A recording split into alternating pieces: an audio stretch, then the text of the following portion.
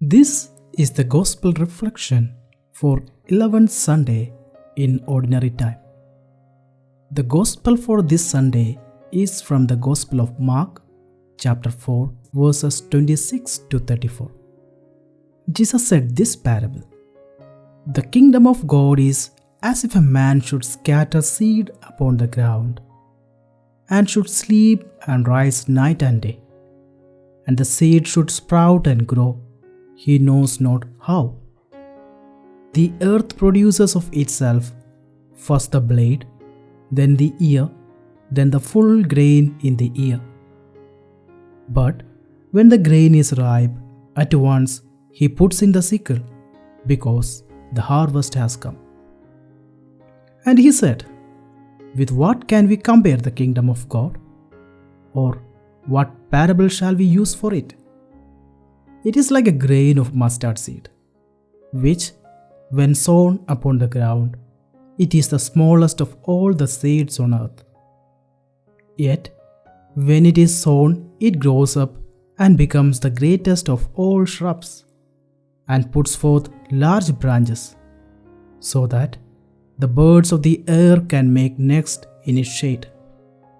With many such parables he spoke the word to them, as they were able to hear it. He did not speak to them without a parable. But privately to his own disciples he explained everything. Dear brothers and sisters, the Gospel we read above, we hear Jesus' two parables, the parables about seeds. There are two popular phrases we often hear: the bigger the better, and the more the merrier. Many businesses strive to be the largest in their field. People want to live in the largest home, drive the largest car, and attend the largest church. The greater the size, the better. The more, the better. The parables we heard contrast with these phrases. They both compare God's rain to seeds.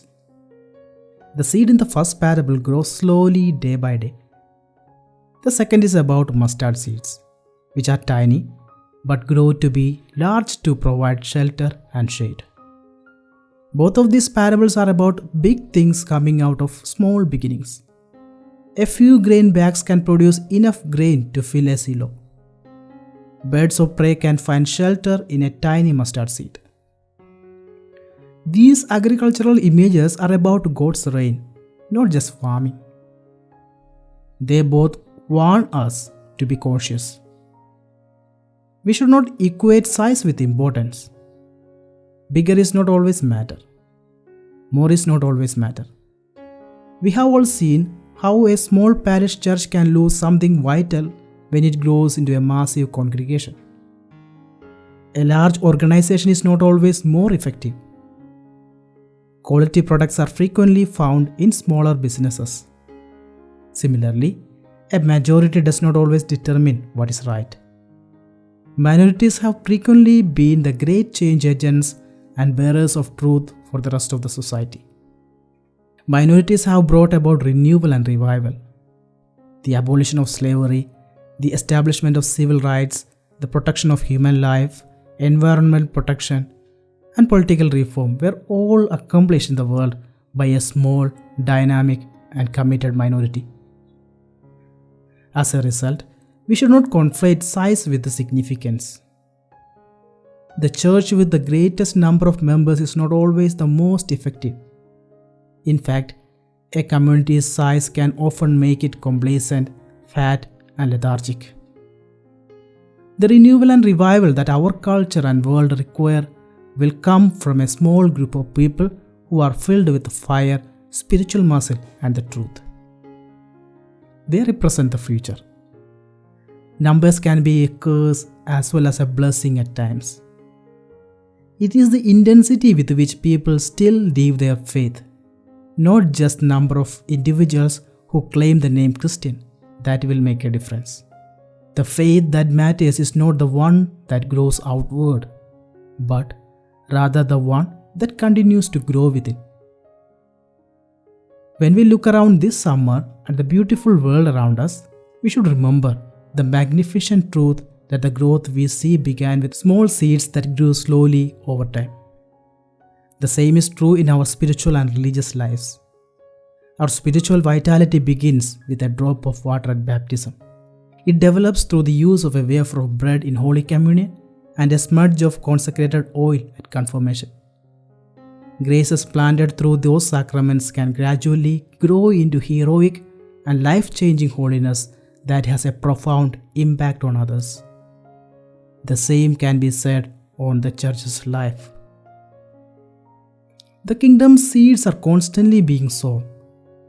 When a parent teaches a child to make the sign of the cross, when a religious education teacher struggles to pass on faith truths in a catechism class, when a Catholic visits the sick, helps the homeless, and counsels the doubtful, when we celebrate Mass and pray for the living and the dead, we are sowing the seeds of the kingdom of God. It is impossible to predict which of them will grow and at what rate. Growth will occur at God's appointed time. We sow the seeds, and God will provide the growth, as St. Paul reminds the Corinthians. As St. Paul says, the reward we will receive from the Lord is not for our growth, but for the number of seeds we attempted to sow. We all want to see a bright future for our world and our church. We have no control over whether or not this occurs. We should concentrate on faithful seeding and generous planting, leaving the rest to God. The mission of our generation may or may not be to harvest. The mission of each generation, on the other hand, is to plant. May God bless you all.